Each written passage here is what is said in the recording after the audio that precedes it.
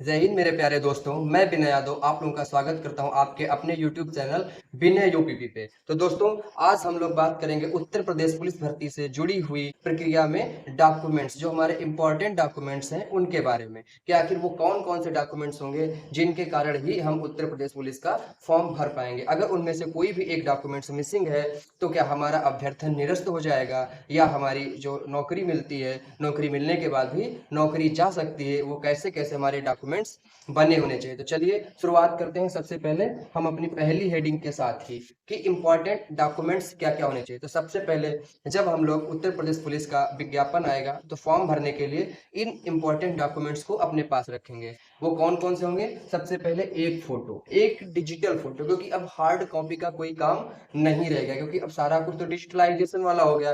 तो एक digital photo, कौन सी? एक डिजिटल फोटो हमारे पास होनी चाहिए। कौन सी?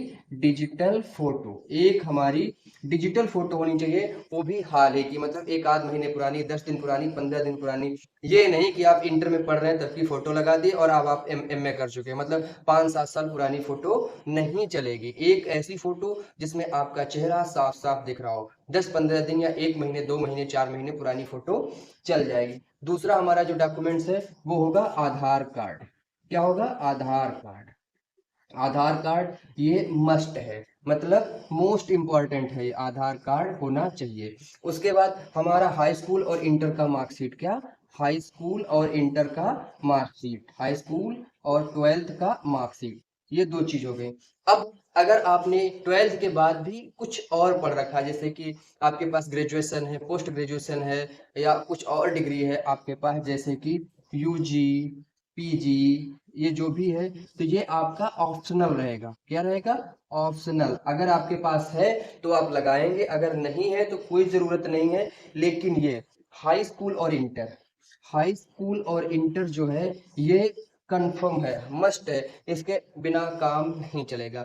तो इन सब की एक एक डिजिटल कॉपी आपके पास होनी चाहिए। इसके साथ साथ अगर आपने एनसीसी कर रखी है तो एनसीसी की डिजिटल, एनसीसी सर्टिफिकेट की डिजिटल कॉपी। उसके बाद आपके जो इंपॉर्टेंट डॉक्यूमेंट्स हैं वो आपका, जैसे कि हो गया कास्ट सर्टिफिकेट, इनकम सर्टिफिकेट और आपका निवास प्रमाण पत्र, आपका डोमिसाइल, अगर आप यूपी के रहने वाले हैं।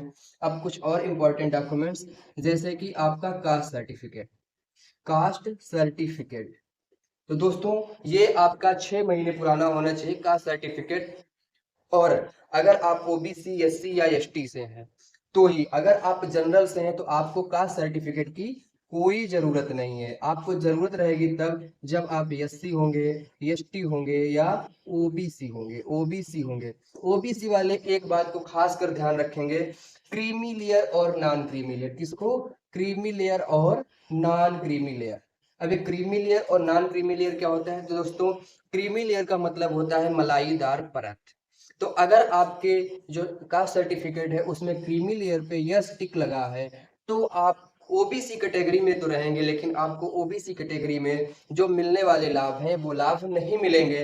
आपका चयन जो है वो ओपन कैटेगरी में होगा, मतलब अनरिजर्व कैटेगरी में आपका चयन किया जाएगा। अगर आप नॉन क्रीमी लेयर है, मतलब इसका यह है कि आप मलाईदार परत, यानी कि आप गरीब हैं, मलाईदार परत वाले नहीं हैं, तो यहाँ पर आपको ओबीसी आरक्षण के सारे लाभ मिलेंगे। अब बात कर लेते हैं ईडब्ल्यूएस वालों की। किसकी? ईडब्ल्यूएस वालों की। तो दोस्तों, जो ईडब्ल्यूएस कैंडिडेट्स हैं, यानी कि जो जनरल कैटेगरी के ईडब्ल्यूएस कैंडिडेट हैं, उनका अपना ईडब्ल्यूएस का सर्टिफिकेट होना चाहिए। अब ये कितने दिन पुराना होना चाहिए ये विज्ञापन आने के बाद में पता चलेगा। दोस्तों, इसके अलावा और जो डॉक्यूमेंट्स होते हैं वो इतना ज़्यादा इम्पोर्टेंट नहीं है, पर अगर आपके पास हैं तो आप लगा सकते हैं। जैसे कि ड्राइविंग लाइसेंस है, तो ड्राइविंग लाइसेंस की उतनी ज़्यादा इम्पोर्टेंस नहीं है, क्योंकि ये यूपी पुलिस में ड्राइविंग लाइसेंस को मांगा नहीं जाता है। ये सिर्फ दिल्ली पुलिस में ड्राइविंग लाइसेंस यानी कि डीएल को मांगा जाता है। यूपी पुलिस में डीएल की कोई ज़रूरत नहीं होती है। अब अगर हम बात करें डोमिसाइल की, यानी कि डोमिसाइल, तो अगर हम यूपी की रहने वाले हैं, यूपी के स्थायी निवासी हैं, तो हमको डोमिसाइल यूपी का देना पड़ेगा। अगर हम यूपी से बाहर के रहने वाले हैं तो हम अपना जो डोमिसाइल है वो सेंटर से बनवाएंगे। कहाँ से बनवाएंगे? सेंटर से बनवाएंगे। दूसरी बात, अब यहीं पे कास्ट सर्टिफिकेट की भी आ जाती है। तो अगर हम लोग यूपी के रहने वाले हैं तो हमको कास्ट सर्टिफिकेट की जरूरत पड़ेगी। पर अगर हम अदर स्टेट से बिलोंग कर रहे हैं जैसे कि उत्तराखंड, बिहार, हरियाणा या किसी अन्य स्टेट से, तो हमको कास्ट सर्टिफिकेट की जरूरत नहीं है, क्योंकि हमारा तब सिलेक्शन अनरिजर्व कैटेगरी में होगा, यानी कि सामान्य कैटेगरी में होगा। तो वहां पर हमको कास्ट सर्टिफिकेट की जरूरत नहीं पड़ेगी, वहां पर सिर्फ और सिर्फ हमको अपना डोमिसाइल लेकर जाना पड़ेगा। अब जैसे कि ex serviceman certificate, freedom fighter certificate या होम गार्ड सर्टिफिकेट, तो दोस्तों अगर आप इन सभी आरक्षण का लाभ लेना चाहते हैं, जैसे कि एक्स सर्विसमैन, क्या एक्स सर्विसमैन, एच जी यानी कि होम गार्ड और फ्रीडम फाइटर, इन सब कैटेगरी में आप लाभ लेना चाहते हैं, यानी कि इसके पहले आप इनमें से किसी एक कैटेगरी से बिलोंग कर रहे हैं, तो आपको इनका सर्टिफिकेट भी लगाना पड़ेगा, जो कि आपके पास होना चाहिए। दोस्तों जितने मैंने आप लोगों को सर्टिफिकेट बताए हैं, इनकी सबकी एक एक डिजिटल कॉपी होनी चाहिए। क्या? एक एक डिजिटल कॉपी होनी चाहिए, क्योंकि अब जो फॉर्म है वो डिजिटल रूप से भरा जाता है, आपको हार्ड कॉपी की कोई जरूरत नहीं होती। तो दोस्तों इन सभी की एक एक आपके पास डिजिटल कॉपी होनी चाहिए। तो दोस्तों अगर आपको हमारी जानकारी पसंद आई हो तो हमारे चैनल को सब्सक्राइब करिएगा और वीडियो को पूरा देखते हुए लाइक और शेयर करिएगा। तो जय हिंद दोस्तों, नमस्कार। आज के वीडियो में इतना ही।